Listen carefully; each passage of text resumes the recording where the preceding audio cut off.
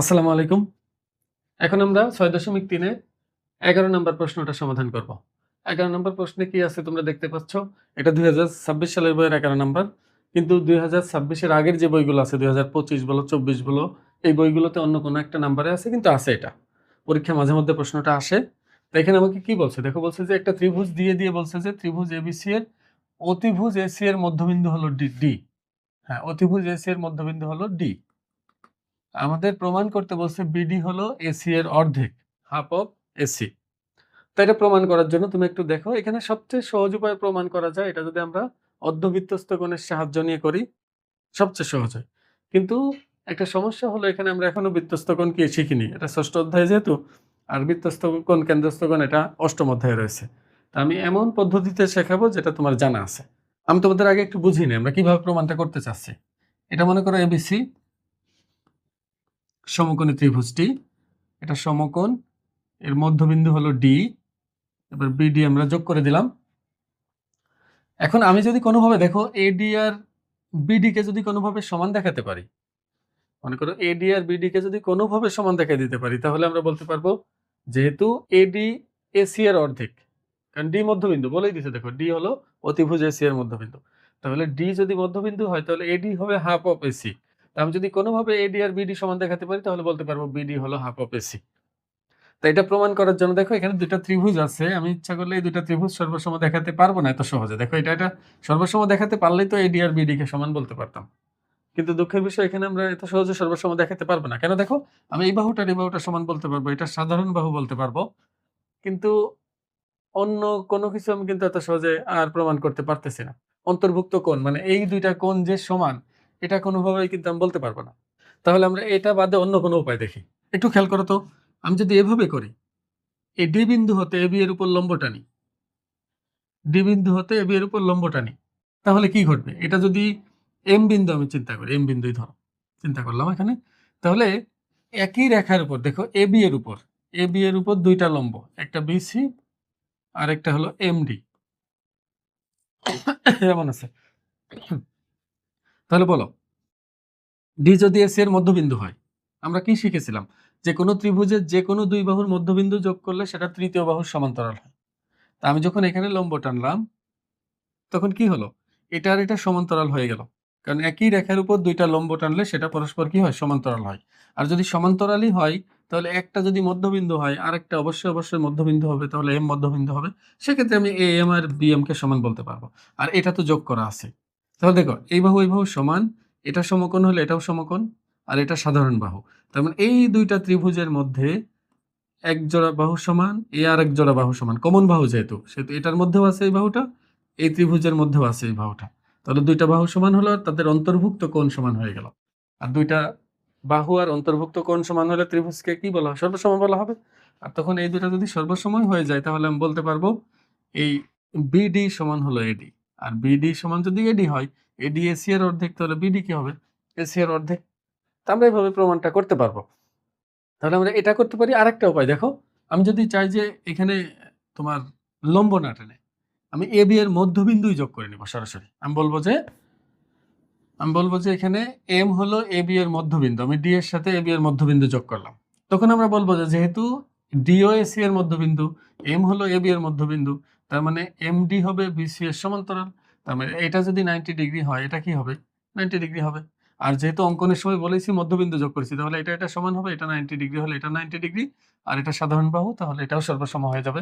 তা আমার মনে হয় মধ্যবিন্দু যোগ বলে যোগ করলে লিখতে হবে কম, লম্ব আঁকা। আচ্ছা, তাহলে মধ্যবিন্দু যোগ করে আমরা করব।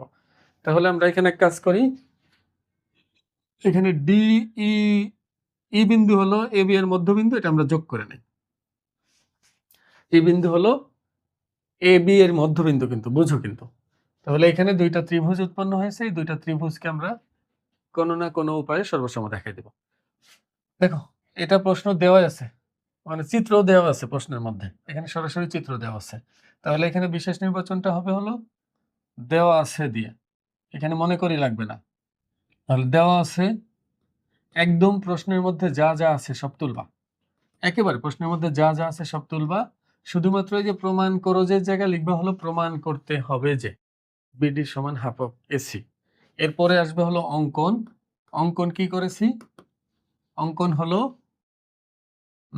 এ বি এর মধ্যবিন্দু ডি এবং এসি এর এ বি এর মধ্যবিন্দু তো ডি না, এ বি এর মধ্যবিন্দু হলো ই, আর এবং এসি এর মধ্যবিন্দু ডি যোগ করি। এসি এর মধ্যবিন্দু ডি যোগ করি। দেখো, যখনই আমি এই দুটা যোগ করছি তাহলে এই বাহুটা কিন্তু এটার সাথে সমান্তরাল হয়ে গেছে। তাহলে এখন আমি প্রমাণের মধ্যে বলতে পারবো, প্রমাণ ত্রিভুজ এবিসি এর এবি ও এসি বাহুর মধ্যবিন্দু